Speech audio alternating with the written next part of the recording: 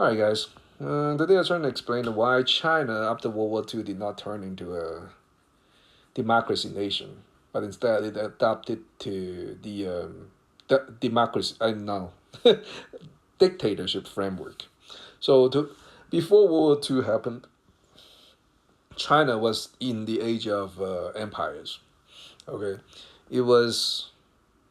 It only has two classes: upper class, the landlord class, the one that govern everything and have all the rights, and the farmers class, which is the lower class. And the farmers class only have one right: to rent a land that was owned by the landlord class, to farm on it, and then pay the rent at the end of the year.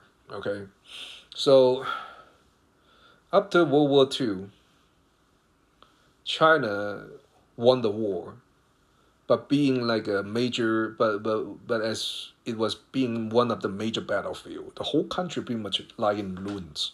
Okay, and and the two classes in China all of a sudden flipped. Okay, the farmers class now they become the owner of the country, and the landlord class basically in jail. Okay, because everybody is angry about them. Okay, nobody likes them.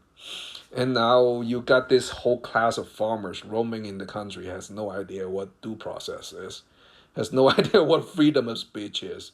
They joined the Communist Party to fight the war for them simply because they heard the Communist Party would distribute all this land in China equally to every single one.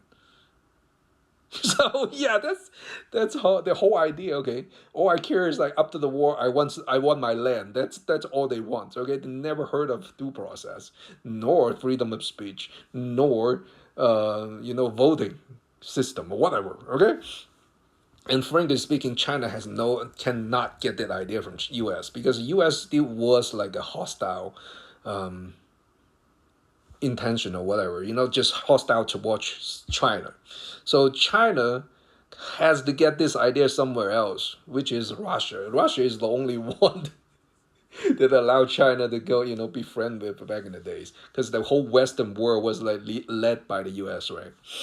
So yeah, China, by the time like before its declaration of independence, the President Mao Zedong, okay, look at the whole country, basically ruined, like the whole country got destroyed thanks to the freaking Japanese like the burned soil strategy, including which means everywhere they go they burn it, they kill all the people, robbed all everything, and then burn down whatever's left. Okay, that's the Japanese strategy. So the whole China is basically in ruins, and now you got this whole class of people who has the knowledge of how to manage a country in jail or die or already dead, or publicly humiliated or publicly discredited,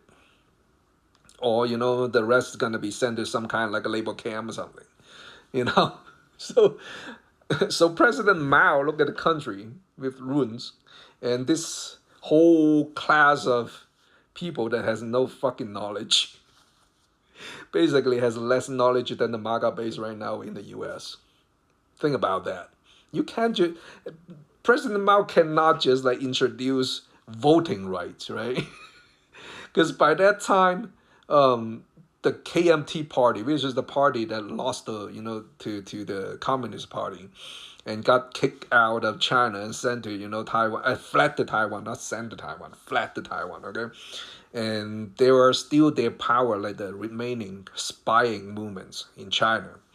They are still that group of people was still trying to overthrow the newborn Chinese government, right? So so President Mao pretty much have no other choice, because you can't just introduce voting rights, right? Because all it takes is one Donald Trump, or a person like the Donald Trump in the spying, the KMT party, to get the nation voted for them, and then this whole newborn Chinese nation gonna be on its highway back to freaking dictatorship, right? Pew. Oh, so much of fighting the war, right? Yeah, if that happens, China wouldn't be China today. It would be like something very different. So yeah, so that's basically explain it. You got this whole class has no knowledge about whatever.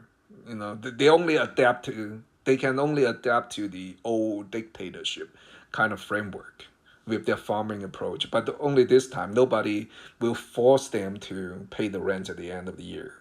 You know what I'm saying? And then, yeah, that pretty much explain it. If you still got question, please leave me a comment, and I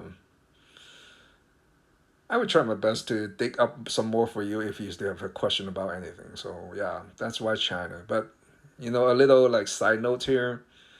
I think the Chinese government is using it's not abusing its power right now, because if they have done it, you would already see them like not to try to like improve people's life over the years, or the Chinese government even actively trying to eliminate the corruption in their own government.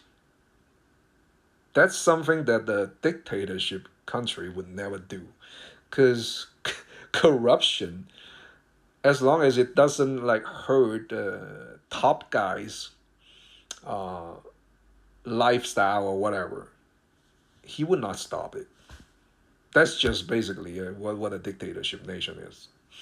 So yeah, just like I said in the last video, China may one day become like communism if it stays the way how it manage its power. Okay, that's a very very very distinctive and